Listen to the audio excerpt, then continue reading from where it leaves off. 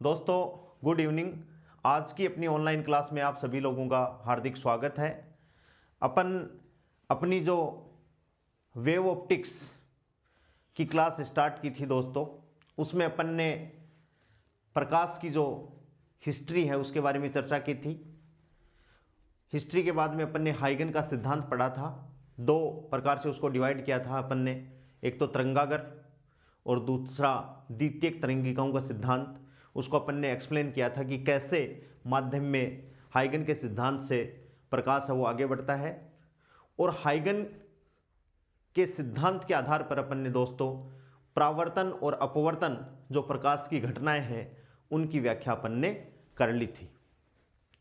तरंगागर तीन प्रकार के बताए थे। जब तरंगे किसी बिंदु स्रोत से चलती हैं तो उत्पन्न तरंगागर को गोलीय तरंगागर कहते हैं। जब तरंगे किसी लाइन रेखीय स्रोत से चलती हैं तब उससे उत्पन्न जो तरंगागर है वो बेलनाकार तरंगागर। और जब बिंदु स्रोत और बेलनाकार तरंगागर को अपन अनंत पर कुछ दूरी पर रख देते हैं दोस्तों, तो उस से बनने वाला तरंगागर कौन सा होता है? समतल तरंगागर होता है। और उनकी तीव्रता, एम्पलीट्यूड, आयाम कैसे परिवर्तित होती है ये अपन ने देख लिया था। और समतल तरंगागर की आवर्ती और आयाम है वो अनंत से आती हैं। तो समतल तरंगागर के लिए ए बराबर भी दोस्तों क्या होता है? नियत, और उसकी तीव्रता भी क्या होती है? नियत होती है। ये अपन ने डिस्कस कर लिया था। एक चीज शायद रह गई थी, मैं अभी तरंगागर की विशेषताएं, तरंगागर की विशेषताएं,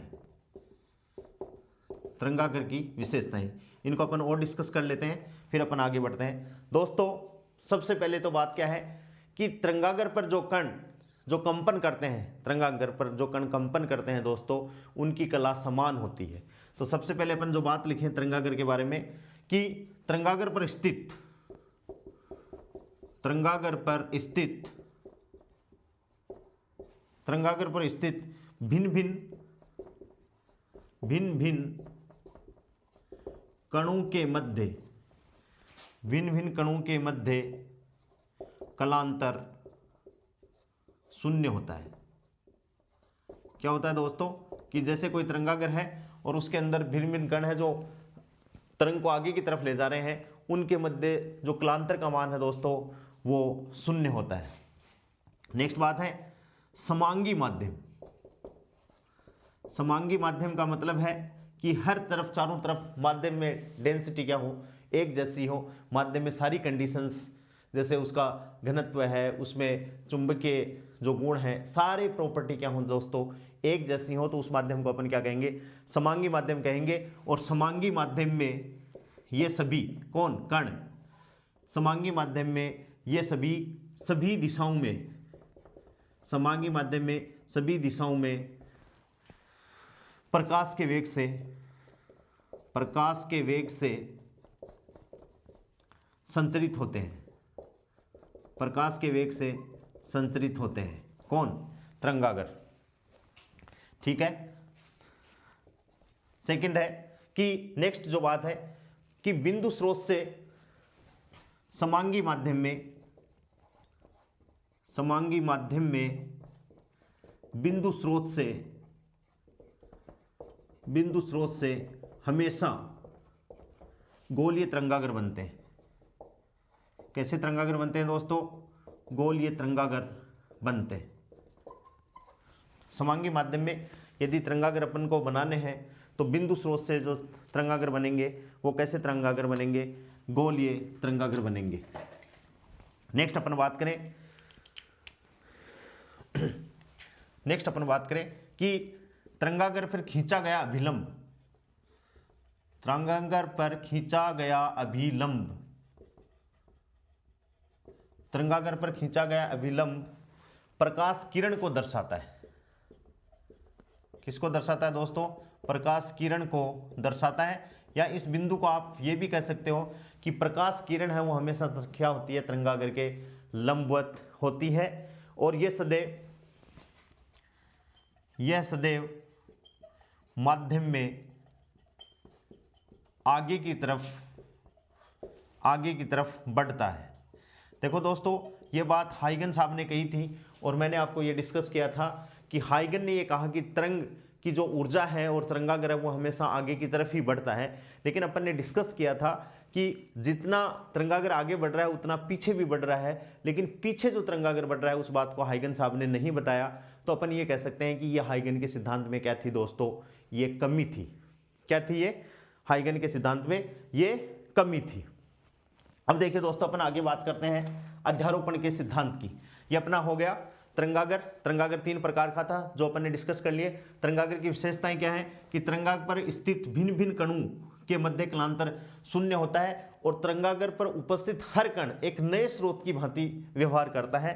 यदि माध्यम समान है, समांगी माध्यम है, तो ये सभी दिशाओं में प्रकाश के वेग से संचरित होते हैं या प्रकाश के वेग से आगे चलते हैं या कंपन करते हैं। समांगी माध्यम में बिंदु स्रोत यदि है तो बिंदु स्रोत से उत्पन्न तरंगाग्र दोस्तों गोलीय तरंगाग्र होगा। और तरंगाग्र यदि अपन कोई अभिलंब खींचते हैं तो वो प्रकाश किरण को दर्शाता है। और अपन ये भी कह सकते हैं कि प्रकाश किरण है वो हमेशा तरंगाग्र के क्या होती है, लंबवत दिशा में होती है और ये सदैव माध्यम में आगे की तरफ बढ़ता है।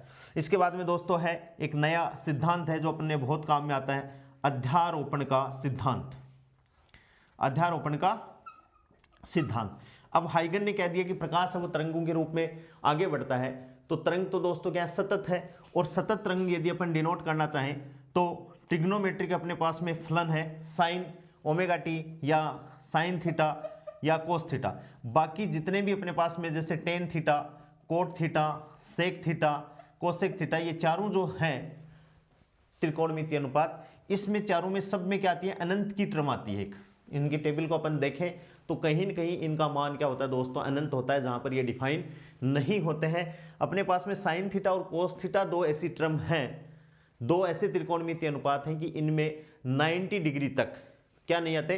कहने का मतलब एक पर्टिकुलर टाइम इंटरवल के बाद में ये अपनी गति को क्या करते हैं दोस्तों, वापस दोहराते हैं। तो तरंग के रूप में इनको लेना अपने लिए क्या हो जाता है, ठीक रहता है। तो दोस्तों जैसे इसको अपन डिनोट करें कि जैसे किसी तरंग y equals to A sine omega T, अपन ने कोई तरंग क्या कर दी, डिनोट कर दी, जिसमें ए तो क्या है, इसका आयाम है, माध्य स्थिति से अधिकतम विस्थापन, साइन है वो ज्या है और ओमेगा टी का मतलब दोस्तों क्या है, थीटा है। तो अपन ये कह सकते हैं कि ये कोई तरंग है जिसका विस्थापन कितना है, y है। ये क्या शो कर रही है, एक तरंग। जैसे इसको डिनोट करें अपन तो ये ऐसे चलेगी दोस्तों। तो ये वाली जो डिस्टेंस है ये क्या है, एम्पलीट्यूड है और ये इसका कोण है, जैसे t इक्वल्स टू 0, फिर यहाँ से ये 2 पाई हो गया, ये पाई हो गया, ये पाई बाई 2 हो गया एंड सोन। इस हिसाब से कोण क्या हो रहे हैं, बदल रहे हैं। तो किसी तरंग को यदि अपन निरूपित करना चाहें तो तरंग को अपन निरूपित कैसे करते हैं, y equals to A sine omega T या y equals to A sine omega T plus theta and so on. क्या हो गया, ये थीटा हो गया। तो ये तरंग है। तो अध्यारोपण जब बात ये तरंग को निरूपित कर रहा है तो ये तरंग का है विस्थापन, और विस्थापन दोस्तों क्या होती है, एक सदिश राशि होती है। विस्थापन क्या होती है, सदिश राशि होती है। तो अध्यारोपण का सिद्धांत क्या कहता है, अध्यारोपण का सिद्धांत ये कहता है कि अपने पास में बहुत सारी तरंगें हैं, जैसे y1, y2, y3, y4, इस हिसाब से तरंगें हैं बहुत सारी, जिनके विस्थापन दोस्तों इस हिसाब से हैं। तो ये किसी माध्यम में चलती हैं, एक दिशा में संचरित होती हैं, तो एक परिणामी तरंग का निर्माण करती हैं। किसका निर्माण करती हैं दोस्तों, एक परिणामी तरंग का निर्माण करती हैं। और परिणामी तरंग का जो विस्थापन आता है दोस्तों, वो इन सभी अलग अलग तरंगों के विस्थापनों के योग के बराबर होता है। इस सिद्धांत को अपन क्या कहते हैं, अध्यारोपण का सिद्धांत कहते हैं। जैसे मैंने कहा कि y1, y2, y3, yn, y4 and yn ये कोई तरंगें हैं जो किसी माध्यम में संचरित हो रही हैं। तो इनके अध्यारोपण से एक नई तरंग का निर्माण होता है जिसका विस्थापन है y। तो y क्या होगा, y1 plus y2 plus y3 and Son plus क्या हो जाएगा दोस्तों, yn। और ये क्या है, सभी तरंगों के अलग अलग विस्थापनों के सदिश योग, क्योंकि विस्थापन तो सदिश राशि है, तो ये किसके बराबर होगा, इस y के बराबर होगा। और इसे अपन क्या कहते हैं दोस्तों, अध्यारोपण का सिद्धांत। क्या कहते हैं, अध्यारोपण का सिद्धांत। और अपन इसे डिफाइन कैसे कर सकते हैं कि जब दो या दो से अधिक तरंगें किसी माध्यम में संचरित होती हैं, आपस में मिलती हैं, जुलती हैं, तो एक नई तरंग का निर्माण करती हैं। और नई तरंग का जो विस्थापन है दोस्तों, वो सभी अलग अलग तरंगों के विस्थापनों के सदिश योग के बराबर होगा। और इस सिद्धांत को अपन क्या कहेंगे, अध्यारोपण का सिद्धांत। समझ में आ गया। फिर से देखिए कि माध्यम में तरंगें बढ़ेंगी, व्यतिकरण की बात कर रहे हैं, हाइगन साहब की बात कर रहे हैं कि प्रकाश है वो तरंगों के रूप में आगे बढ़ेगा। तरंग को मैंने ऐसे डिनोट किया कि तरंग बढ़ेगा तो तरंग सतत है, और सतत तरंग को निरूपित करने के लिए अपने पास में खाली दो त्रिकोणमितीय अनुपात है, या तो y = a cos ωt या y = a sin ωt। ठीक है दोस्तों, तो अपन ने माना कि बहुत सारी तरंगें हैं जिनका विस्थापन y1 है, y2 है, y3 है एंड सो ऑन। तो जब ये सारी की सारी तरंगें किसी माध्यम में चलती हैं, दो या दो से अधिक तरंगें, तो मिलकर एक नई तरंग का निर्माण करती हैं, तो नई तरंग का विस्थापन है सभी तरंगों के अलग अलग विस्थापनों के सदिश योग के बराबर होगा। इसे अपन क्या कहेंगे, अध्यारोपण का सिद्धांत कहेंगे दोस्तों। और अब देखिए y = कितना हो गया, y1 + y2 + y3 and so on yn, ये क्या है दोस्तों, अध्यारोपण का सिद्धांत। ठीक है, अब अपन बात करते हैं स्रोत कि अपन जो काम में लेंगे स्रोत। तो स्रोत दोस्तों वेव ऑप्टिक्स में स्रोत दो प्रकार के बताए हैं, एक तो कला संबद्ध स्रोत। कैसे स्रोत बताए हैं, एक तो कला संबद्ध स्रोत और दूसरे क्या है दोस्तों, कला असंबद्ध स्रोत। ठीक है, अब अपन आगे डिस्कस करेंगे व्यतिकरण की घटना। तो व्यतिकरण की घटना अपन बात करेंगे तो अपन को कला संबद्ध स्रोत पढ़ने पड़ेंगे। तो स्रोत और स्रोत दोस्तों इसमें बताए हैं, एक तो कला संबद्ध स्रोत। ठीक है, और इसको अपन बोलेंगे कोहेरेंट सोर्स ऑफ लाइट। इसमें सबसे पहले अपन बात करें तो ऐसे स्रोत, ऐसे कला संबद्ध स्रोत कैसे होंगे कि ऐसे वे प्रकाश के स्रोत जिनमें कलांतर शून्य हो या कलांतर नियत हो, वो स्रोत क्या कहलाएंगे, कला संबद्ध स्रोत। तो यहां से अपन इनकी परिभाषा दें तो अपन इस हिसाब से दे सकते हैं कि वे प्रकाश स्रोत जिनसे चलने वाली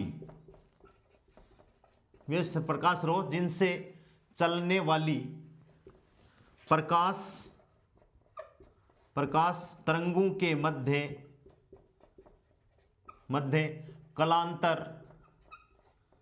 कलांतर नियत रहे। यहां दोस्तों नियत रहे का मतलब है समय के सापेक्ष नियत रहे, या अपन लिख सकते हैं कि मध्य कलांतर समय के साथ नियत रहे, क्या कहलाते हैं, कला संबद्ध स्रोत कहलाते हैं। कौन से स्रोत कहलाते हैं कि वे प्रकाश स्रोत जिनमें समय के साथ, यदि दो कला संबद्ध स्रोत है तो उनसे जो चलने वाली प्रकाश तरंगें हैं उनके मध्य कलांतर का मान है वो समय के सापेक्ष क्या होना चाहिए दोस्तों, नियत रहे, कला संबद्ध स्रोत कहलाते हैं। अर्थात अपन ये कह सकते हैं कि उनके जो कण हैं, जो दो प्रकाश स्रोत अपन लगाएंगे उनसे जो कण कंपन कर रहे हैं उन कंपनों की कला का मान क्या होना चाहिए, समय के सापेक्ष नियत होना चाहिए। तो वे स्रोत क्या कहलाएंगे, कला संबद्ध स्रोत कहलाएंगे। अपन इसको और भी डिफाइन कर सकते हैं कि वे प्रकाश स्रोत जिनसे उत्सर्जित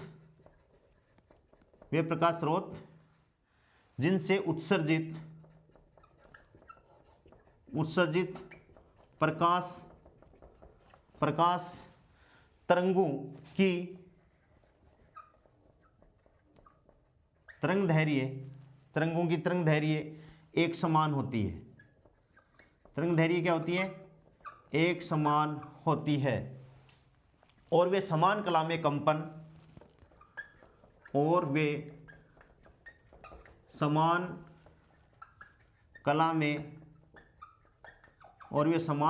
कंपन करते हैं या कंपन करना प्रारंभ कर देते हैं, या उनमें नियत कलांतर होता है, करते हैं या उनमें नियत कलांतर होता है।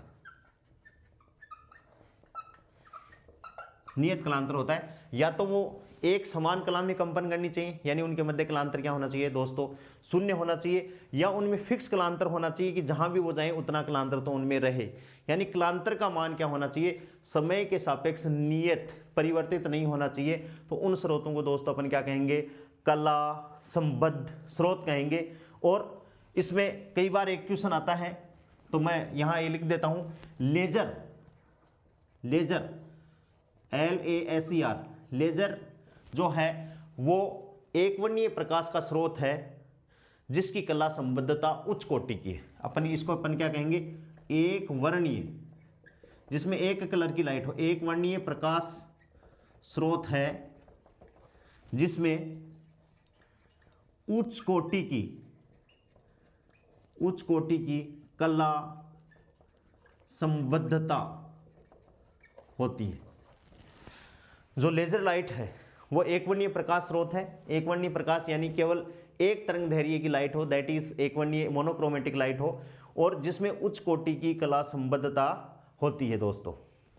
ठीक है, ये अपन इसलिए पढ़ रहे हैं क्योंकि व्यतिकरण की जो घटना है दोस्तों वो कला संबद्ध स्रोतों से ही प्राप्त होती है। तो अपन ने ये डेफिनेशन होगी कि दो स्रोत कला संबद्ध स्रोत कब कहलाएंगे, जब उनके मध्य कलांतर समय के सापेक्ष क्या रहे दोस्तों, नियत रहे, या अपन कह सकते हैं कि वहां से निकलने वाले प्रकाश के कण वो समान कला में कंपन करें, या उनके मध्य कलांतर हो ही नहीं, शून्य हो, या उनके मध्य क्या हो दोस्तों, नियत कलांतर हो, वो कला संबद्ध स्रोत कहलाते हैं। और इसमें विशेषकर आपको मोस्टली जो केसेस होते हैं उनमें एक स्रोत के दो स्रोत, एक स्रोत के जैसे दो स्रोत बनाएं। कैसे बनाएं कि मान लो S कोई स्रोत है, ये सोर्स हो गया, और यहाँ से कोई गत्ता लगा दिया, एक छेद अपन ने यहाँ निकाल लिया, एक छेद अपन ने यहाँ निकाल लिया, और यहाँ से प्रकाश तरंगाग्र के रूप में चलती है ये AB। तो दोस्तों 99% ये दोनों ही क्या हो सकते हैं, कला संबद्ध स्रोत हो सकते हैं। यानी वो दो स्रोत जो किसी एक स्रोत से बनाए गए हों, एक ही स्रोत के दो स्रोत यदि अपन बनाए कोई गत्ता वत्ता लगा के, तो ये स्रोत मोस्ट ऑफ द यानी 99% ये स्रोत होंगे वो कला संबद्ध स्रोत होंगे। तो अपन ये कह सकते हैं कि एक स्रोत के बने हुए दो स्रोत, एक स्रोत के बने हुए दो स्रोत ही कला संबद्ध स्रोत हो सकते हैं। ठीक है, और कला संबद्ध स्रोत यदि हैं तो इन कला संबद्ध स्रोतों से दोस्तों व्यतिकरण की घटना प्राप्त होती है। क्या होती है, व्यतिकरण की घटना प्राप्त होती है। तो कला संबद्ध स्रोत अपने लिए बहुत काम के। ठीक है, और दोस्तों ये बात जिनमें नहीं होती वो क्या कहलाएंगे, कला असंबद्ध स्रोत। तो कला असंबद्ध स्रोत देखिए, नेक्स्ट जो अपना सेकंड हेडिंग है वो कला असंबद्ध प्रकाश स्रोत। कला असंबद्ध प्रकाश स्रोत, तो इसकी डेफिनेशन वो चीज जिसमें नहीं होती तो अपन ये कह सकते हैं कि वो कला संबद्ध स्रोत है। तो अपन पहली परिभाषा क्या लिखें कि वे प्रकाश स्रोत जिनसे चलने वाली प्रकाश तरंगों के मध्य कलांतर समय के साथ नियत नहीं रहे, समय के साथ परिवर्तित होता रहे। तो अपन क्या कह सकते हैं कि दो स्रोतों के मध्य कलांतर समय के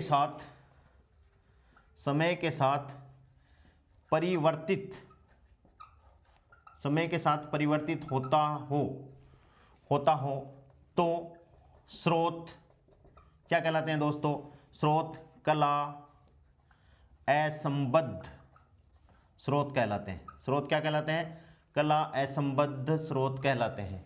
दूसरी बात अपन ये कह सकते हैं कि इनसे प्रकाश की तरंगे, जो अपन ने दूसरी डेफिनेशन लिखी है कि अपन ने कि वे प्रकाश स्रोत जिनसे उत्सर्जित प्रकाश तरंगों की तरंग दैर्घ्य एक समान होती है। तो अपन ये कह सकते हैं, क्या कह सकते हैं दोस्तों, कि एक ही कला में कंपन नहीं करेंगे, अलग अलग कला में कंपन करेंगे और वे असंबद्ध होंगे। वे क्या होंगे, असंबद्ध कला स्रोत होंगे, भिन्न भिन्न तरंग दैर्घ्य की आवृत्ति को वो क्या करेंगे, उत्पन्न करेंगे। तो वो स्रोत भी कैसे होंगे, कला असंबद्ध स्रोत होंगे। और अपन एक बात अपन कह सकते हैं, कैसे कि मान लो ऐसे अपने पास में दो स्लिट हैं, एक ये रही, एक जैसे मैंने यहाँ बनाई थी, एक ये रही। ठीक है दोस्तों, और इन पे अपन ने क्या लगा दिया, एक स्रोत ये लगा दिया, लेजर लाइट लगा दी, एक पे एक अपन ने लेजर लाइट लगा दी, यानी ये L1 हो गया, ये L2 हो गया। अपन ने दो लैंप लगा दिए दोस्तों। ठीक है, यानी इस S1 और S2 दो स्रोत अपन बना रहे हैं और इसको तो अपन ने इस स्रोत से बनाया है, इसको अपन ने इस स्रोत से बनाया है। तो इनसे जो व्यतिकरण अपन को मिलेगा पर्दे पे, वो व्यतिकरण अपन को नहीं मिलेगा दोस्तों, क्योंकि ये अलग अलग स्रोत हो गए, और अलग अलग यदि स्रोत हैं तो ये कभी भी कला संबद्ध स्रोत नहीं हो सकते हैं। यदि अपन दो स्रोत बना रहे हैं और वो अलग अलग स्रोत से बना रहे हैं, जैसे एक स्लिट को अपन ने एक स्रोत से बनाया, दूसरी से, यहाँ देखो इसको S1 को बनाने के लिए अपन ने एक L1 लेजर लाइट यहाँ लगा दी, S2 को बनाने के लिए अपन ने एक लेजर लाइट यहाँ लगा दी। दोनों एकवर्णीय प्रकाश स्रोत है, दोनों की आवृत्ति समान है। भाई एकवर्णीय प्रकाश स्रोत है तो दोनों की आवृत्ति क्या है दोस्तों, समान है। तो अपन ये कह सकते हैं कि दो स्वतंत्र एकवर्णीय स्रोत समान आवृत्ति के तरंग उत्सर्जित करते हैं, किंतु वे एक ही कला में नहीं होते हैं, वे एक ही कला में नहीं होते। यानी इनसे जो S1 S2 जो स्रोत बनेंगे दोस्तों, वो हमेशा क्या होंगे, कला असंबद्ध स्रोत होंगे। कैसे होंगे, कला असंबद्ध स्रोत होंगे। तो अपन ये कह सकते हैं कि कला संबद्ध स्रोतों को यदि अपन को प्राप्त करना है तो अपन एक स्रोत के दो स्रोत बनाएं। एक स्रोत के कितने स्रोत बनाएं, दो स्रोत बनाएं। ये नहीं है कि अपन को व्यतिकरण में दो स्रोत हो तो अपन ने अलग अलग क्या लगा दिए, दो लेजर लाइट लगा दी कि ये भी एक वर्णीय ये भी एक वर्णीय, क्योंकि उनसे जो प्रकाश की जो व्यतिकरण की घटना है वो दोस्तों अपन को प्राप्त नहीं होगी, क्योंकि independent light of source can not be coherent. कहने का मतलब अलग अलग यदि प्रकाश के स्रोत लगे हुए हैं तो वे कभी भी कला संबद्ध नहीं होंगे, और कला संबद्ध नहीं होंगे तो अपन को व्यतिकरण प्रतिरूप प्राप्त नहीं होगा। तो यह बात आपको ध्यान में रखनी है कि अलग अलग यदि एकवर्णीय प्रकाश स्रोत हैं, उनकी आवृत्ति चाहे समान हो, उनके कल यदि एक कंपन कला में कंपन करें, लेकिन ये कला संबद्ध नहीं है, क्योंकि उनके मध्य कलांतर है, नियत नहीं रह सकता, ना समय के सापेक्ष क्या नहीं रह सकता दोस्तों, नियत रह सकता है। और कला संबद्ध स्रोत के प्राप्त करने की विधियां हैं, जो केवल अपन को विधियां याद रखनी है दोस्तों। दो विधियां हैं, एक तो आयाम के विभाजन द्वारा, किसके द्वारा है, आयाम के विभाजन द्वारा, और दूसरी है सेकंड है तरंगागर के विभाजन द्वारा। एक तो आयाम के विभाजन द्वारा, आयाम के विभाजन पे है न्यूटन वलय जो अपन सेकेंड ईयर में पढ़ेंगे, और तरंगागर के विभाजन द्वारा दोस्तों यंग द्विछिद्र प्रयोग पढ़ेंगे अपन, यंग डबल स्लिट एक्सपेरिमेंट द्विछिद्र प्रयोग जो अपना है वो तरंगागर के विभाजन विधि पर आधारित है। किस पे आधारित है, तरंगागर की विभाजन विधि पर आधारित है। तो आपको यह भी याद रखना है कि यंग का जो द्विछिद्र प्रयोग है उसमें जो कला संबद्ध स्रोत बनाए गए हैं वो कौन सी विधि से बनाए गए हैं दोस्तों, तो अपन को याद रखना है तरंगागर के विभाजन द्वारा। किसके द्वारा, तरंगागर के विभाजन द्वारा। और एक सेकेंड ईयर में एक्सपेरिमेंट होता है फ्रेनेल बाइप्रिज्म, वो भी तरंगागर के विभाजन द्वारा पे बेस्ड है। यानी अपन को व्यतिकरण प्रतिरूप प्राप्त करना है। अब दोस्तों देखिए बहुत ही इंपॉर्टेंट फिनोमेना आ रहा है प्रकाश का, जिसको अपन क्या कहते हैं, प्रकाश का व्यतिकरण। और यहाँ से अपने सिलेबस अच्छे हैं और सिलेबस में यहाँ से क्वेश्चन अपने आ सकते हैं व्यतिकरण। तो देखिए दोस्तों क्या है व्यतिकरण, किसे कहते हैं अभी अपन पढ़ेंगे। व्यतिकरण, प्रकाश का व्यतिकरण इंपॉर्टेंट है। प्रकाश का व्यतिकरण, इंटरफेरेंस ऑफ लाइट। व्यतिकरण में जब दो या दो से अधिक प्रकाश तरंगे जिनकी आवर्ती समान हो, बहुत इंपॉर्टेंट बात है, जिनकी आवर्ती समान हो, एक दिशा में हो, किसी माध्यम में संचरित हो रही हो, तो वो तरंगे मिलती हैं और मिलने से एक नई तरंग का निर्माण करती हैं। और वो जो नई तरंग की ऊर्जा होती है दोस्तों, वो हो चमकीली और काली फ्रिंजों में क्या हो जाती है, वापस वितरित हो जाती है। किस में हो जाती है, चमकीली और काली फ्रिंजों में वापस क्या हो जाती है, वितरित हो जाती है। प्रकाश की ये घटना क्या कहलाती है, प्रकाश का व्यतिकरण कहलाती है। तो अपन कैसे डिफाइन कर सकते हैं कि जब दो या दो से अधिक प्रकाश तरंगे जिनकी आवृत्ति समान हो, आयाम लगभग समान हो भी सकते हैं और नहीं भी। आयाम के समान होने से अपने को जो फ्रिंजें हैं, यदि आयाम समान होगा तो फ्रिंजें अपन को अच्छे दिखाई देंगी, अदरवाइज तो फ्रिंजों के मध्य विपर्यास है वो अच्छे से अपन को दिखाई नहीं देगा। तो आयाम भी दोस्तों अपन लगभग समान लेते हैं, लेकिन यदि आवृत्ति अपन ने समान नहीं ली तो व्यतिकरण नहीं होगा।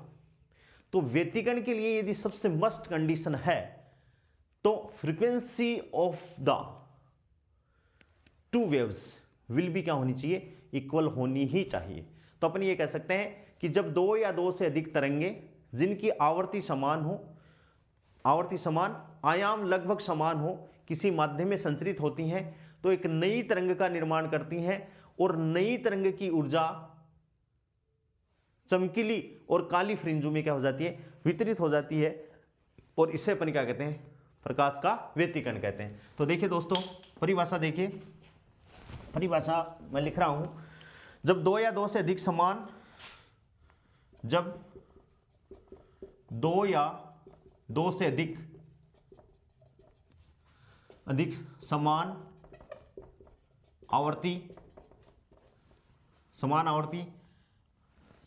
आवर्ती वाली तरंगे, समान आवर्ती व समान आयाम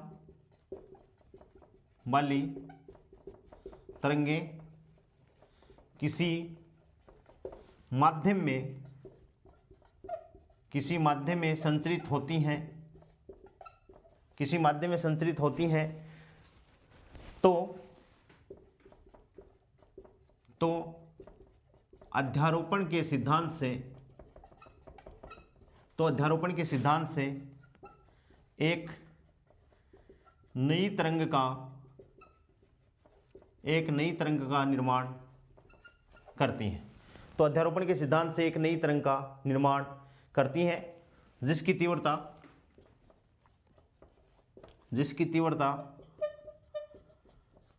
कहीं पर अधिक व कहीं पर न्यूनतम होती है, जिसकी तीव्रता कहीं पर अधिकतम व कहीं पर न्यूनतम होती है। और प्रकाश की यह घटना दोस्तों क्या कहलाती है, व्यतिकरण कहलाती है।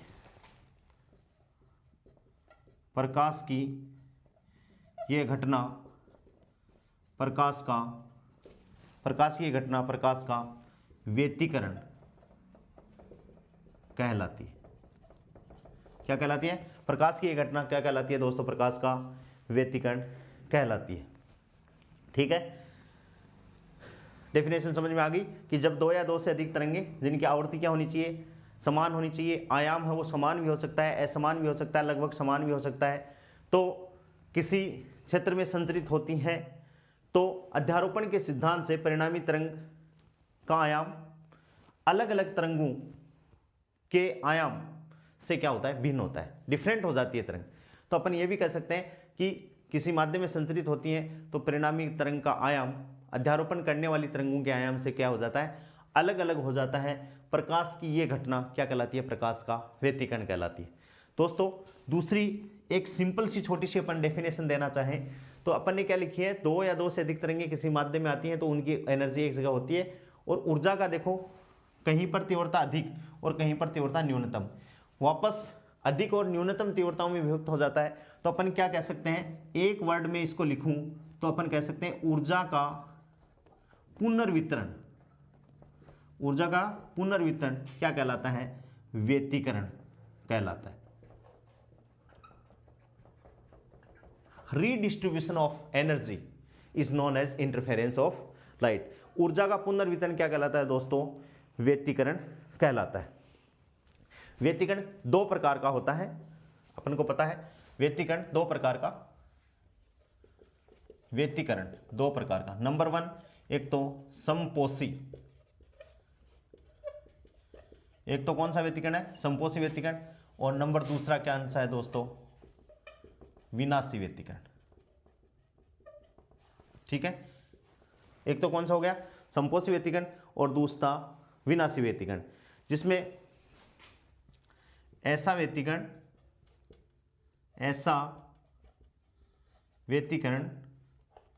जिसमें प्रकाश तरंगे एक समान कला में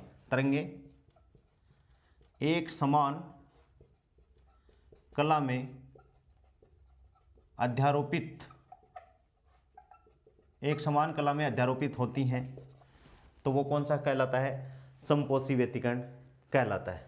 ठीक है, और इसमें जस्ट लिखें ऐसा व्यतिकरण ऐसा व्यतिकरण जिसमें प्रकाश तरंगे विपरीत कला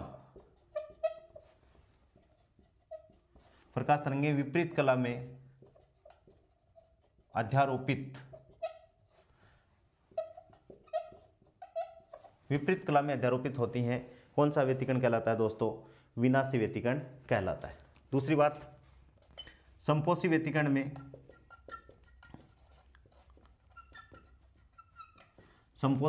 में जो तरंगे जो अध्यारोपित होती हैं उनकी तीव्रता का मान दोस्तों क्या होता है? I is greater than I1 plus I2।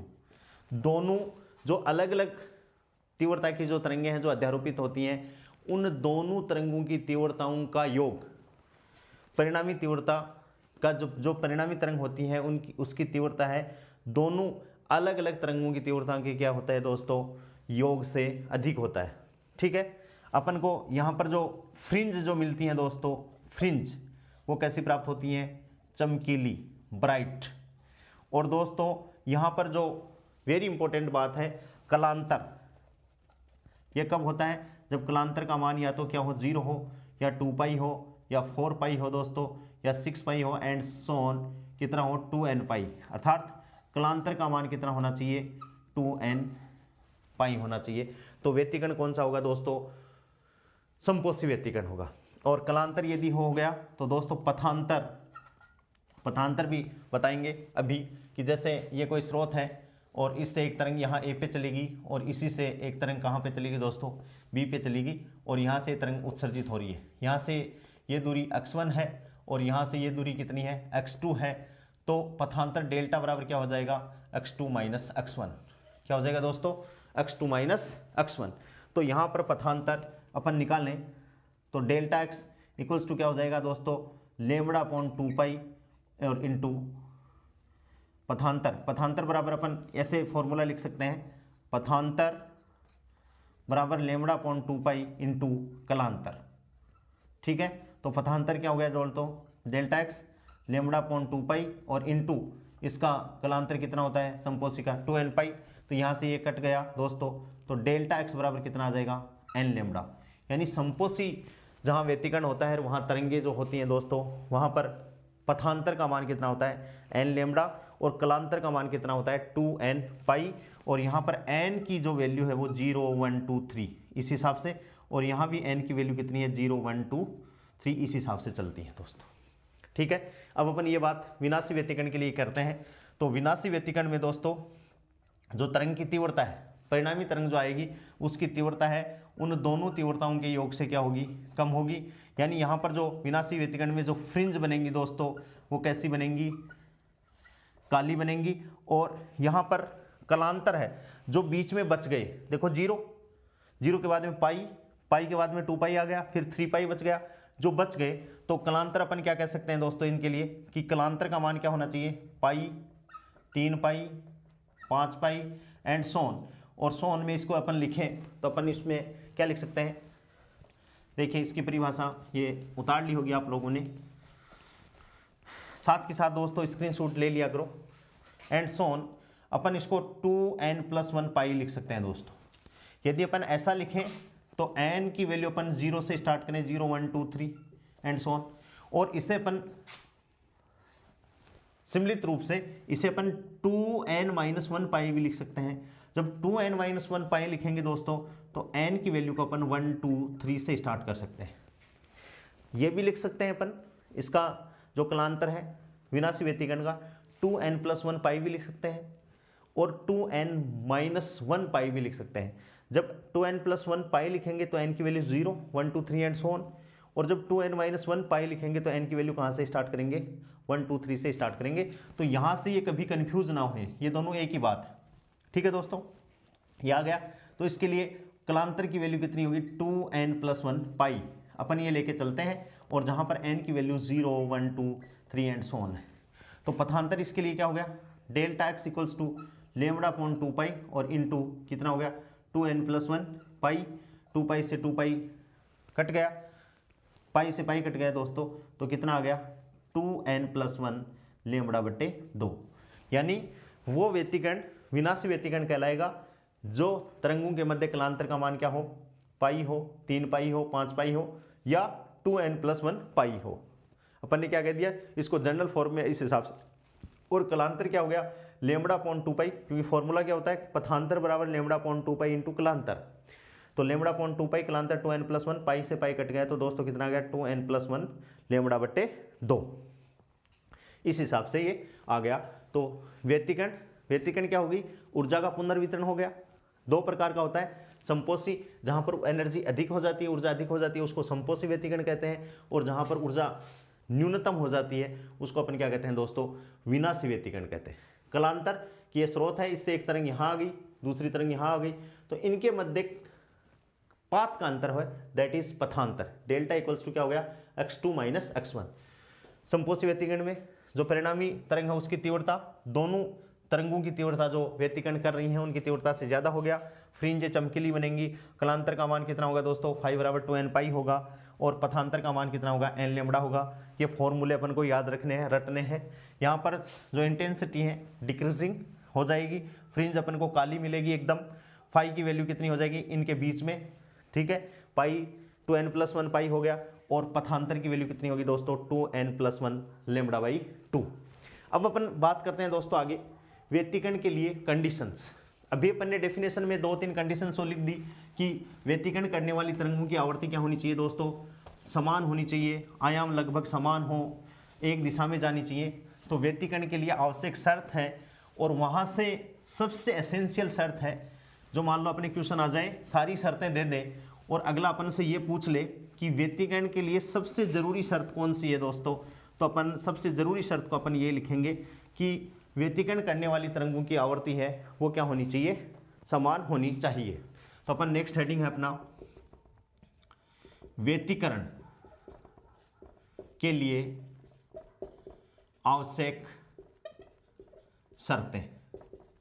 क्या है दोस्तों, व्यतिकरण के लिए आवश्यक शर्तें। सबसे पहली शर्त है कि जो सबसे जरूरी है कि प्रकाश तरंगों की आवर्ती क्या होनी चाहिए, एक समान होनी चाहिए। प्रकाश तरंगों की आवर्ती एक समान होनी चाहिए। प्रकाश तरंगों की आवर्ती क्या होनी चाहिए दोस्तों, एक समान होनी चाहिए। यह पहली कंडीशन है। दूसरी कंडीशन क्या है कि आयाम, अब देखो यदि आयाम समान नहीं होंगे तो जैसे एक फ्रिंज काली वाली और चमकीली जो फ्रिंजें एकांतर क्रम में अपन को प्राप्त होंगी, उनके मध्य अपन विभेद नहीं कर पाएंगे। क्या नहीं कर पाएंगे, विभेद नहीं कर पाएंगे। लगभग अपन आगे चल के पढ़ेंगे कि फ्रिंजों की फ्रिंज चौड़ाई तो समान है, तो आयाम भी अपन को क्या लेना चाहिए, उनके लगभग समान आयाम। तो अपन दूसरी, प्रकाश तरंगों का आयाम क्या होना चाहिए, लगभग समान होना चाहिए। यानी जो व्यतिकरण कर रहे हैं, प्रकाश तरंगों का आयाम लगभग क्या होना चाहिए, समान होना चाहिए। प्रकाश तरंगों का आयाम क्या होना चाहिए दोस्तों, लगभग समान होना चाहिए। दूसरी बात, जो प्रकाश तरंगें उत्सर्जित हो रही हैं वो यदि श्वेत प्रकाश के स्रोत से उत्सर्जित हो जाएंगी, तो श्वेत प्रकाश तो अपन जानते हैं दोस्तों 7 कलर का कॉम्बिनेशन है। तो जब वो व्यतिकरण की फ्रिंजें बनेंगी तो उसमें क्या होगा कि जो चमकीली फ्रिंजें बने, हो सकती है वो कलर्ड बन जाए, और कलर हो जाए तो अपन विभेद ही नहीं कर पाए। तो जो व्यतिकरण के लिए जो प्रकाश स्रोत है, किसी स्रोत से यदि उत्पन्न हो रही हैं दोस्तों, तो वो स्रोत कैसा होना चाहिए, एक वर्णीय प्रकाश स्रोत। एक वर्णीय प्रकाश स्रोत का मतलब है ऐसा प्रकाश स्रोत जिससे केवल एक ही वर्ण, एक ही तरंग दैर्घ्य की लाइट उत्सर्जित हो। और अपने लिए बेसिकली जो अपन एग्जाम्पल लेबोरेटरी में काम में लेते हैं दोस्तों, वो है सोडियम लैंप। क्या है काम में लेते हैं, सोडियम लैंप। तो नेक्स्ट अपन डेफिनेशन लिखें तो प्रकाश अपन लिख सकते हैं, प्रकाश तरंगे एक वर्णीय प्रकाश स्रोत से, प्रकाश तरंगे एक वर्णीय प्रकाश स्रोत से उत्सर्जित होनी चाहिए। क्या होनी चाहिए, प्रकाश तरंगे एक वर्णीय प्रकाश स्रोत से उत्सर्जित होना चाहिए, अर्थात उनकी तरंग दैर्घ्य, क्योंकि एक वर्णीय प्रकाश स्रोत तो तरंग दैर्घ्य क्या होनी चाहिए दोस्तों, समान होनी चाहिए, उनकी तरंग दैर्ध्य क्या होनी चाहिए, समान होनी चाहिए। नेक्स्ट बात क्या है दोस्तों, प्रकाश तरंगे कला संबद्ध स्रोतों से उत्सर्जित होनी चाहिए, यानी प्रकाश स्रोत जो हैं जिनसे अपन व्यतिकरण हो रहे हैं, प्रकाश स्रोत क्या होने चाहिए, कला संबद्ध होने चाहिए। प्रकाश स्रोत क्या होने चाहिए, कला संबद्ध होने चाहिए। दूसरी नेक्स्ट बात क्या है, प्रकाश तरंगे एक ही दिशा में संचरित होनी, प्रकाश तरंगे एक ही दिशा में संचरित होनी चाहिए। और प्रकाश स्रोत पास में होने चाहिए। और नेक्स्ट है, प्रकाश तरंगों का ध्रुवण तल समान होना चाहिए, ये भी इंपॉर्टेंट बात है। प्रकाश तरंगों का ध्रुवण तल समान होनी चाहिए। ठीक है दोस्तों। और एक पर्दे की एसेंशियल कंडीशन और है कि दोनों स्रोत से पर्दे की दूरी अधिक होनी चाहिए। दोनों जो स्लिट अपन बनाएंगे जिनसे व्यतिकरण प्रतिरूप प्राप्त होगा, तो अपन कह सकते हैं दोनों स्रोतों की पर्दे से दूरी अधिक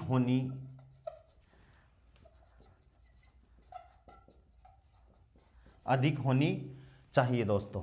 और उच्चिष्टों एवं निम्निष्टों के बीच अच्छे विपर्यास के लिए, ये मैं पहले भी करवा चुका हूं, प्रकाश तरंगों का आयाम लगभग समान होना चाहिए, क्योंकि इसमें अपन कह सकते हैं उच्चिष्ट का मतलब है जहां पर तीव्रता अधिक हो, वह निम्निष्ट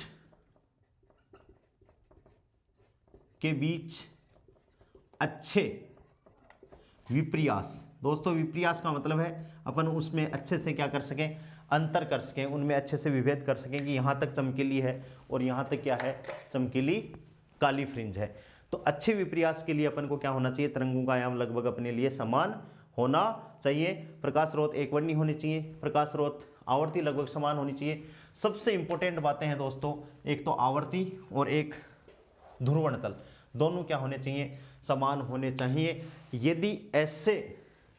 यदि किसी प्रकाश स्रोतों में होंगे तो उनसे अपन को क्या होगा, व्यतिकरण प्रतिरूप प्राप्त हो जाएगा दोस्तों। ठीक है, समझ में आ गई बात। सबसे पहले मान लो ये सारे ऑप्शन आ गए, ये आ गया, ये भी आ गया, ये भी आ गया और ये भी आ गया। और अगला पूछ ले कि व्यतिकरण के लिए सबसे आवश्यक शर्त क्या है, तो सबसे पहले वाला जो पॉइंट है वो व्यतिकरण के लिए सबसे आवश्यक शर्त है दोस्तों। ठीक है, हो गया।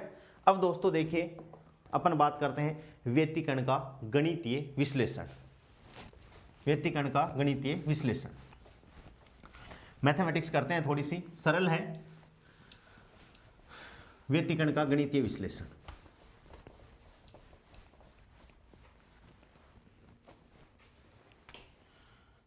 इंपॉर्टेंट भी है, क्वेश्चन आता है यहां से। व्यतिकरण का गणितीय विश्लेषण क्या है दोस्तों, व्यतिकरण का गणितीय विश्लेषण। मैथमेटिक्स अपन को करनी है। तो व्यतिकरण के लिए अपन ने माना कि दो तरंगे हैं और उन तरंगों का आयाम समान हो भी सकता है, लगभग समान है। तो अपन ने मान लिया कि एक तरंग है जिसकी विस्थापन है a1 और वो है sin ओमेगा टी, समीकरण नंबर 1। और दूसरी तरंग है y2 जिसका आयाम है a2 और sin omega T plus phi. क्या मान लिया दोस्तों अपन ने, फाई मान लिया। इसमें जो फाई है उसको, फाई को मैं बोल रहा हूं प्रारंभिक कला कोण। क्या बोल रहा हूं दोस्तों, प्रारंभिक कला कोण। और इसमें खास बात क्या है, समय पर निर्भर नहीं है। क्या नहीं है, समय पर निर्भर नहीं है। इसका मतलब इसमें नियत कलांतर है, कला संबद्ध स्रोत की कंडीशन को पूरी कर रहा है। यानी ये तरंगे जहां से उत्सर्जित होंगी, यदि यहां पर ओमेगा टी प्लस कुछ और आ जाता और जो टाइम पर डिपेंडेंट होता तो ये तरंगे कला संबद्ध नहीं होती, यानी इनसे अपन व्यतिकरण प्रारूप प्राप्त नहीं कर सकते थे। तो यहां से अपन ने क्या जोड़ दिया, फाई जोड़ दिया, यानी अपन ने एक ऐसा कलांतर जोड़ दिया दोस्तों जो समय के सापेक्ष क्या है, नियत है। अध्यारोपण के सिद्धांत से y इक्वल्स टू क्या होगा, परिणामी तरंग का आयाम विस्थापन दोनों तरंगों के विस्थापनों के योग के बराबर, implies that y equals to अपन ने कर दिया a1 sine omega T plus a2 sine omega T plus five, और फिर उस इक्वेशन को अपन खोल देते हैं। ये होगा a1 sine omega T plus a2, और इसको अपन ने खोल दिया दोस्तों साइन a प्लस बी, तो साइन a कोस फाइव और प्लस साइन फाइव कोस ओमेगा टी, ठीक है, यानी साइन ए कोस बी प्लस कोस ए साइन बी से अपन ने इसको खोल दिया।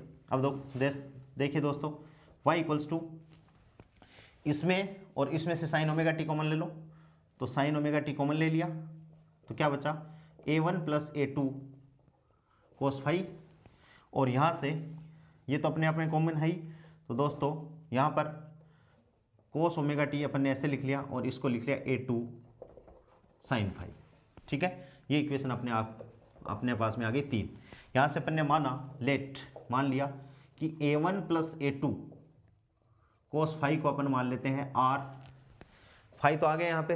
अब देखो अपन को a प्लस बी का फॉर्मूला बनाना है, तो साइन ओमेगा टी तो है, तो कोस की टर्म आएगी यहाँ पे, तो r कोस थीटा, इसको अपन ने मान लिया r कोस थीटा, और ये कोस ओमेगा टी तो है यहाँ आएगी, तो इसको a2 साइन फाइव को दोस्तों अपन ने मान लिया r साइन थीटा, और इसको इक्वेशन नंबर बोल दिया 4 और इसको बोल दिया 5।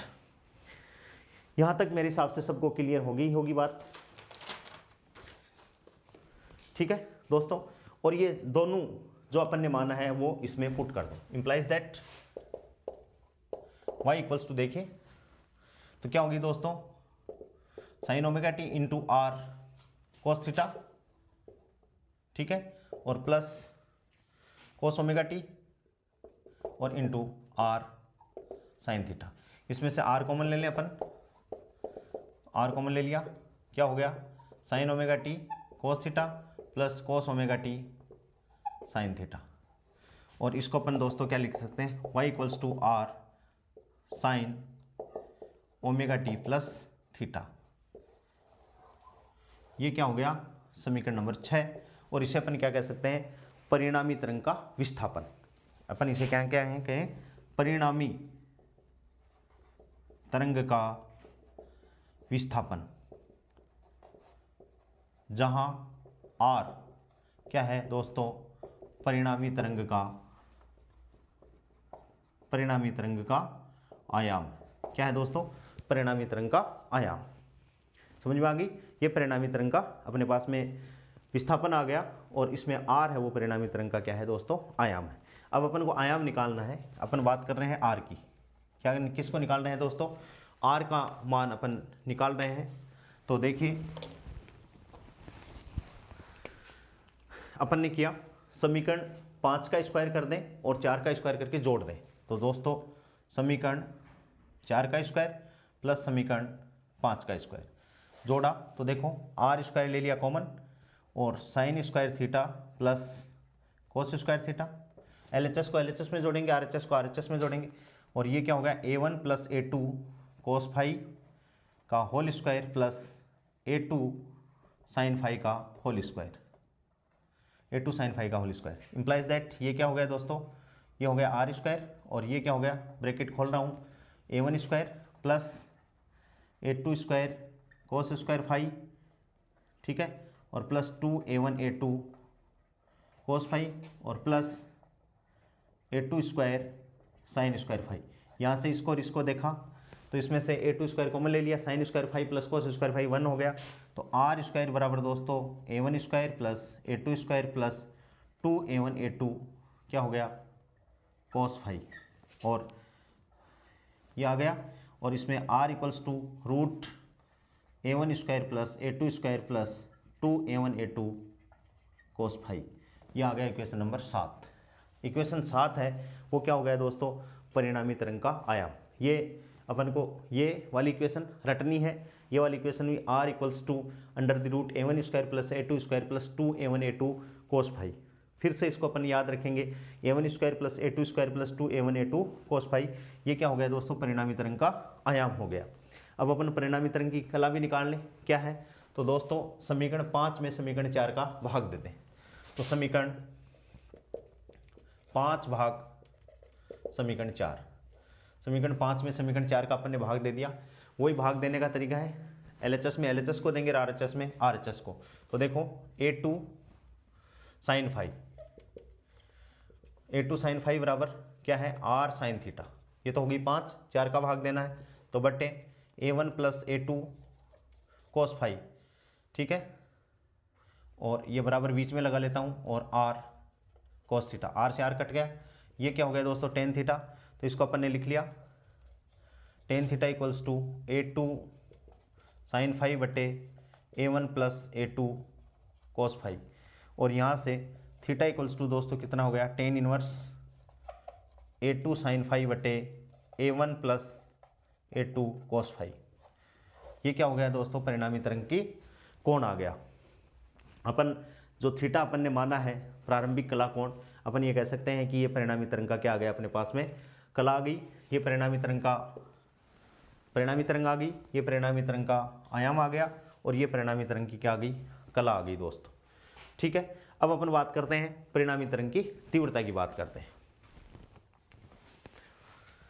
समझ में आ रहा होगा, यहां से देखो मैं मिटा देता हूं। परिणामी तरंग की तीव्रता की बात करें दोस्तों, तो परिणामी तरंग की जो हमेशा जो तीव्रता है दोस्तों, तीव्रता की बात कर रहे हैं, तीव्रता हमेशा आयाम के वर्ग के समानुपाती, एक तो ये है, और दोस्तों जो द्वारक अपन ले रहे हैं उसकी विड्थ के समानुपाती। ये बात याद रखनी है अपन को। जो अपन कला संबद्ध स्रोत बना रहे हैं एक स्रोत के, तो उनकी जो विड्थ है उस विड्थ के तो समानुपाती, और जो तरंगों का जो आयाम है उस आयाम के वर्ग के क्या होती है, समानुपाती होती है। यानी दोनों समान है, यहाँ वर्ग है और यहाँ केवल वर्ग नहीं है। अपन बात कर रहे हैं तीव्रता की बात करें दोस्तों, तो पहली तरंग यहाँ से इसकी तीव्रता की बात करें तो I समानुपाती कितना हो गया, R², और I इक्वल्स टू क्या हो गया दोस्तों, KR²। अपन को पता है कि जब भी अपन समानुपाती का चिन्ह हटाते हैं तो एक नियतांक आता है, तो KR²। पहली तरंग की बात करें, पहली तरंग आयाम कितना है, A1 है, क्योंकि Y1 इक्वल्स टू क्या लिखा था, A1 sin ω t। तो पहली तरंग की तीव्रता कितनी होगी, A1², यानी I1 बराबर क्या हो गया दोस्तों, KA1²। क्या हो गया दोस्तों, I1 बराबर KA1²। ऐसे ही द्वितीय तरंग क्या हो गई, द्वितीय तरंग, तो द्वितीय तरंग का आयाम कितना था, A2 था। तो द्वितीय तरंग की तीव्रता कितनी होगी, I2 A2²।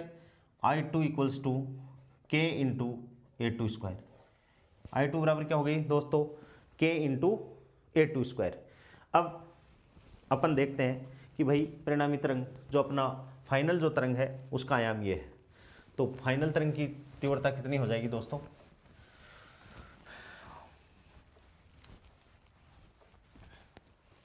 R² बराबर अपने पास में समझ में आ गया। तो I इक्वल्स टू क्या है, I समानुपाती ये रहा, तो I इक्वल्स टू क्या है दोस्तों, KR², इंप्लाइज दैट I बराबर K, और R² का मतलब क्या है, A1² plus A2² plus 2A1A2 cos phi, ठीक है। अंदर K को मल्टीप्लाई कर दो दोस्तों, तो KA1² plus KA2² plus 2KA1A2 cos phi, implies that I equals to, इसको अपन क्या लिख सकते हैं दोस्तों, I1।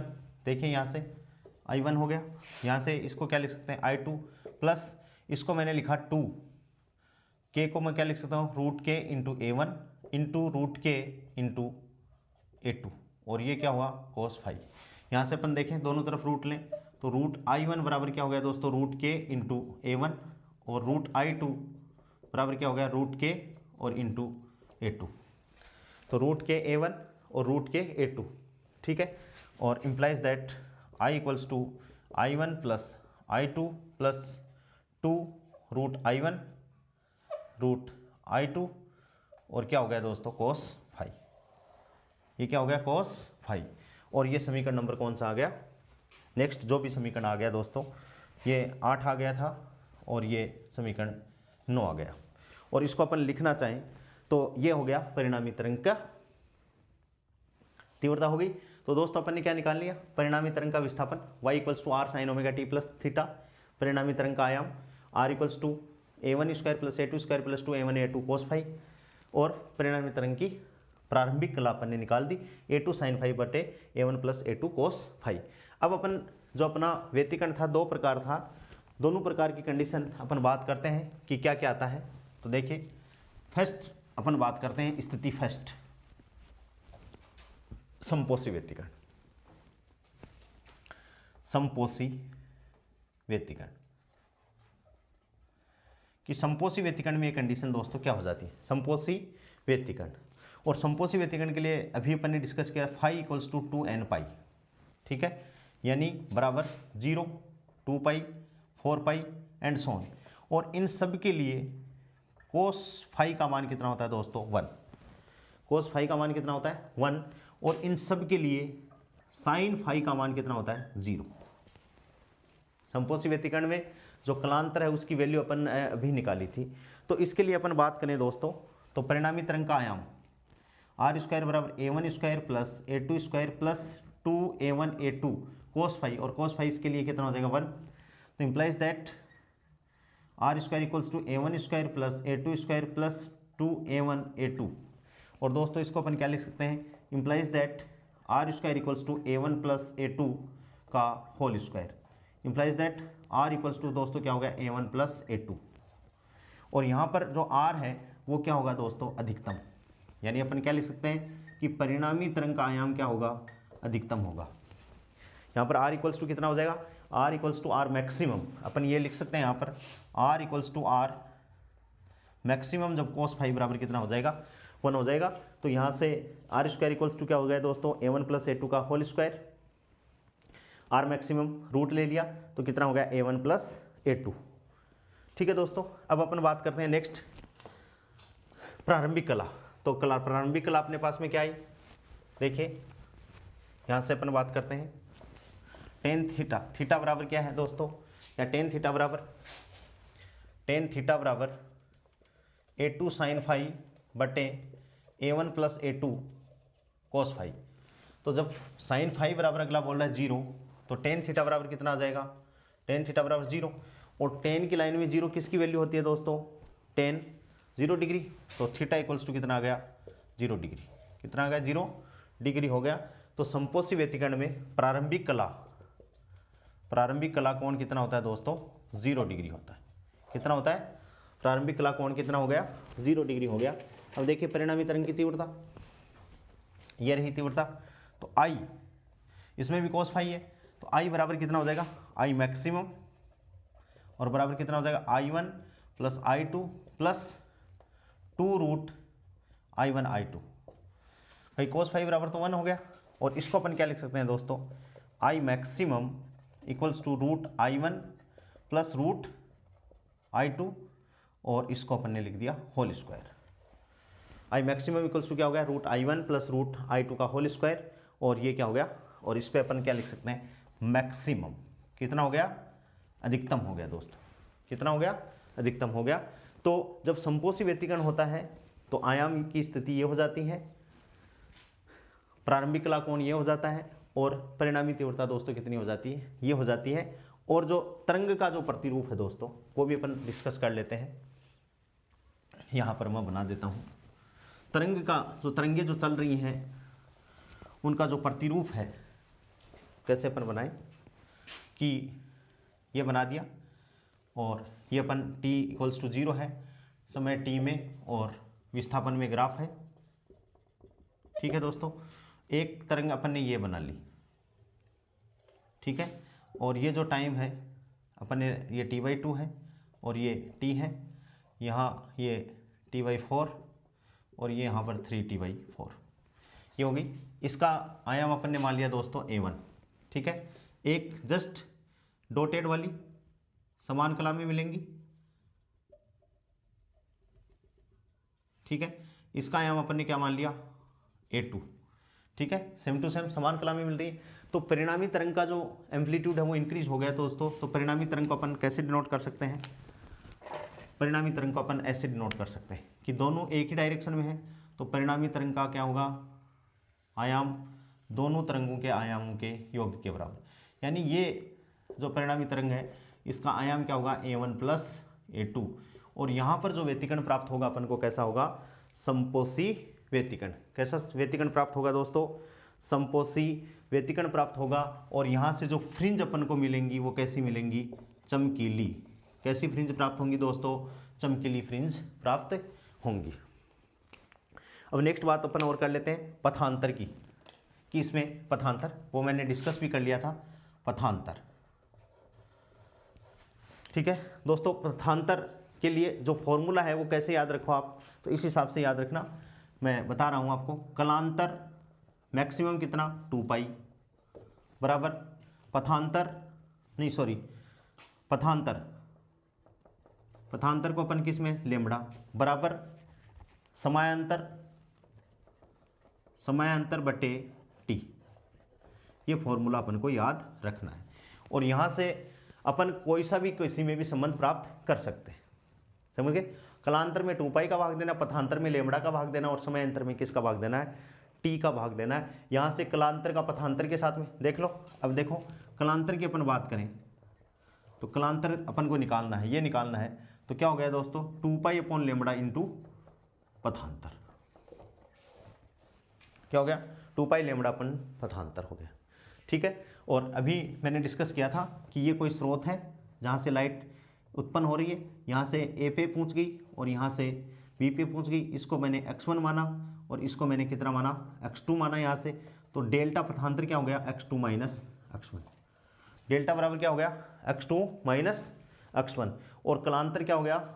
कलांतर यहाँ से देखिए दोस्तों, कलांतर, ये फॉर्मूला अपन को रटना है।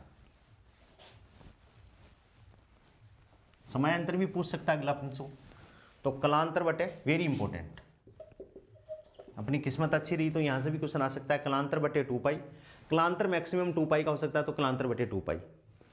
पथांतर मैक्सिमम लेमड़ा, भाई लेमड़ा 2 लेमड़ा, लेकिन एक इंटीग्रल मल्टीपल में बात करें तो लेमड़ा, तो पथांतर बटे लेमड़ा। और समायांतर बटे टाइम इंटरवल। ठीक है, इसको अपन करें तो देखो यहाँ से समपोषी व्यतिकरण की बात कर रहे हैं अपन, तो कलांतर तो अपन को पता ही है, फाई बराबर कितना लिया है अपन ने? 2n पाई। तो पथांतर x बराबर, या अपन ऐसे ध्यान में रख सकते हैं दोस्तों कि जब अपन पथांतर निकालेंगे वो लेमड़ा में आएगा। ठीक है, तो 2 पाई का भाग देना है।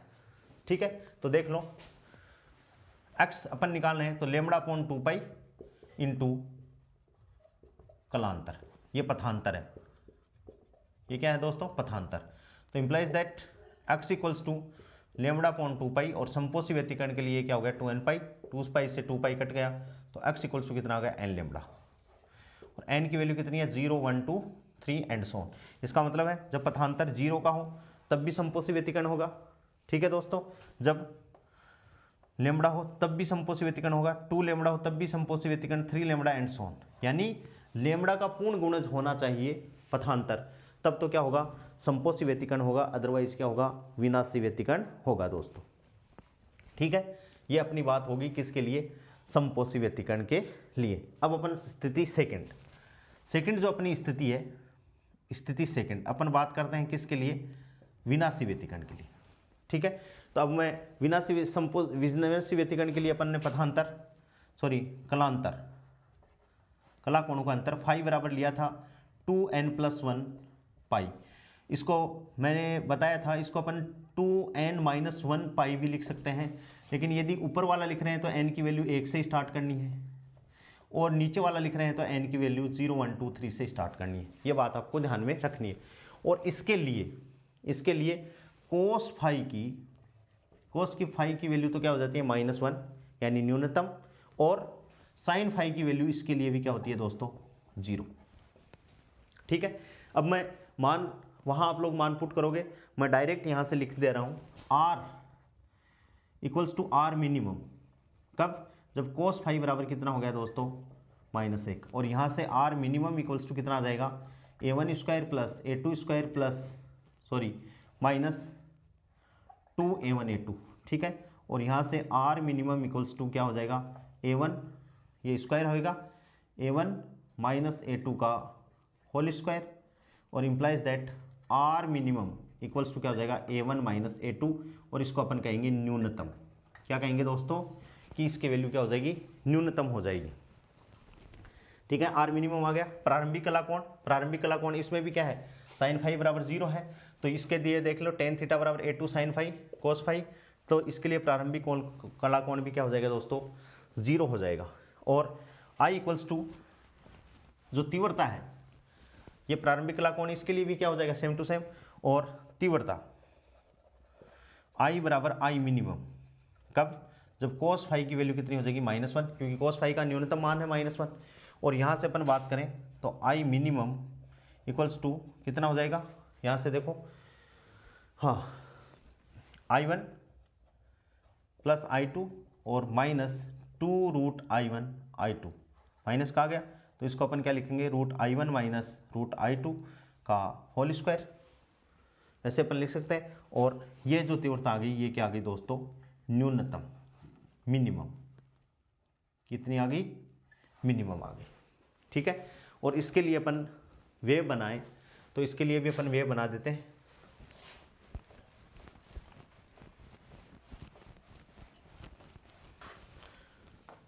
यहाँ से देखें, ये विस्थापन है और ये समय है। ठीक है दोस्तों, ये तरंग मैंने बना दी, एक तरंग, और एक इसके विपरीत में, इस हिसाब से। ठीक है, ये टाइम अपन बना लेते हैं, ये T/2 है, ये T है, ये T/2। अब देखिए दोस्तों, ये वाला अपन लिखें A1 और ये नीचे वाला लिख दें A2। तो अपन यदि इसको ध्यान से देखें तो A1 इज ग्रेटर देन, क्या लग रहा है आपको, A2 लग रहा है। तो A1 में से A2 तो क्या हो जाएगा, कम हो जाएगा। तो परिणामी तरंग यहाँ आ जाएगा ऊपर की तरफ, जिसका आयाम क्या हो जाएगा, दोनों आयामों के अंतर के बराबर। यानी ये जो आयाम है दोस्तों, ये क्या हो जाएगा, A1 माइनस A2, क्या हो जाएगा, A1 माइनस A2 y। तो यहाँ जो विनाशी यानी जो फ्रिंज प्राप्त होगी अपन को, कैसी होगी, काली फ्रिंज प्राप्त होगी। और व्यतिकरण कौन सा होगा दोस्तों, विनाशी। और यदि A1 ग्रेटर देन A2 की जगह क्या हो, A2 is greater than A1, तो ये जो परिणामी तरंग है दोस्तों, वो नीचे से मतलब चली जाएगी। कहाँ से चली जाएगी, नीचे से चली जाएगी। ठीक है। इसमें देखिए कलांतर, इसमें भी देख लीजिए दोस्तों, कलांतर की स्थिति क्या है। तो वही बात, फॉर्मूला अपन को आ गया, अपन बार बार लिखेंगे उस फॉर्मूले को। कलांतर मैक्सिमम 2π बटे पथांतर बटे लेमड़ा और समयांतर बटे टी। तो यहाँ से x equals to lambda upon 2π और इंटू 5, और x equals to lambda upon 2π, और इसका फाई कितना था दोस्तों, 2n+1 और पाई से पाई कट गया, तो x बराबर कितना आ गया, 2n+1 लेमड़ा बटे 2। ये विनाशी व्यतिकरण के लिए दोस्तों क्या आ गया, पथांतर आ गया। विनाशी व्यतिकरण के लिए आ गया दोस्तों, पथांतर आ गया। और यहाँ से अपन बात करें n बराबर 0, 1 2 3 n, तो x इक्वल्स टू क्या हो गया, पहला तो λ/2, फिर 1 रखेंगे तो 3 λ/2 एंड सोन, इस हिसाब से। तो पथांतर क्या है, λ/2 का विषम गुणक होगा। विषम गुणक आएगा दोस्तों, जैसे 1 आ गया, 3 आ गया, उसके बाद में 2 रखोगे तो 2 दूनी 4 + 1 5, विषम गुणज आ गया। तो वहाँ पर व्यतिकरण कौन सा होगा, विनाशी व्यतिकरण होगा दोस्तों। कौन सा व्यतिकरण होगा, विनाशी व्यतिकरण होगा। और एक लास्ट की जो कंडीशन है कि अपन इन तरंगों का दोस्तों आयाम अपन क्या मान लेते हैं, समान आयाम मान लेते हैं।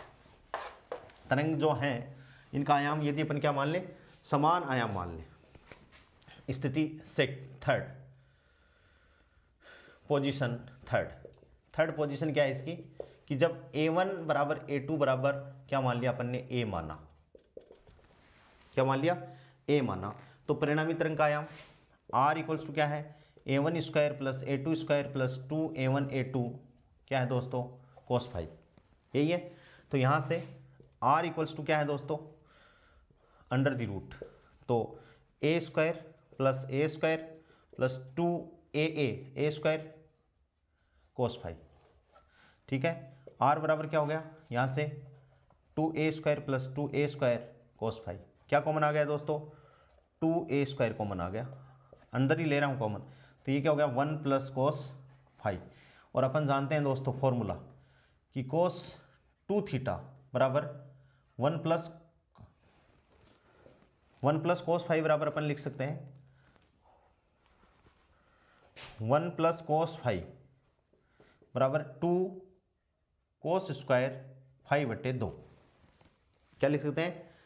2 कोस स्क्वायर 5/2। तो ये फॉर्मूला यहाँ पर पुट करें, 2a² इंटू 2 कोस स्क्वायर 5/2। तो देखो 2 2 बार है, बाहर आ गया, a 2 बार है, बाहर आ गया, और कितना हो गया बेटा? कोस 5/2।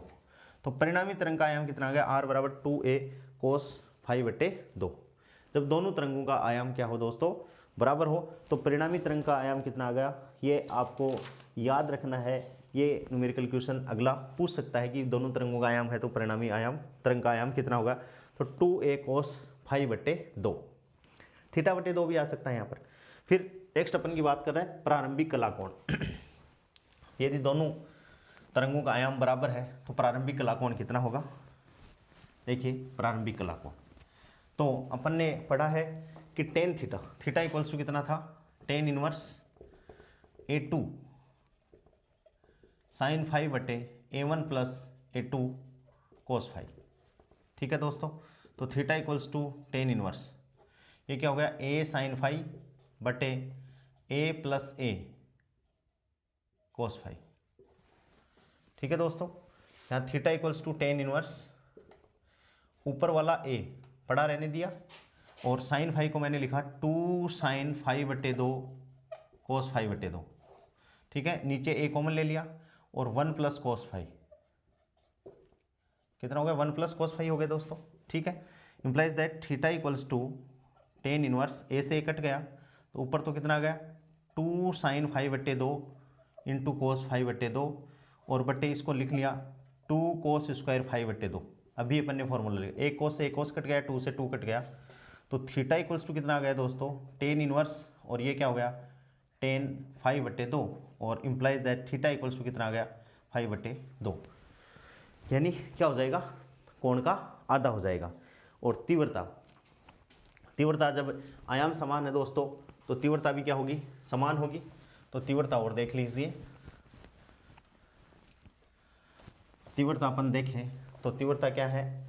I equals to I1 plus I2 plus 2I1 I2 और कितनी है? cos 5। ये तीव्रता है।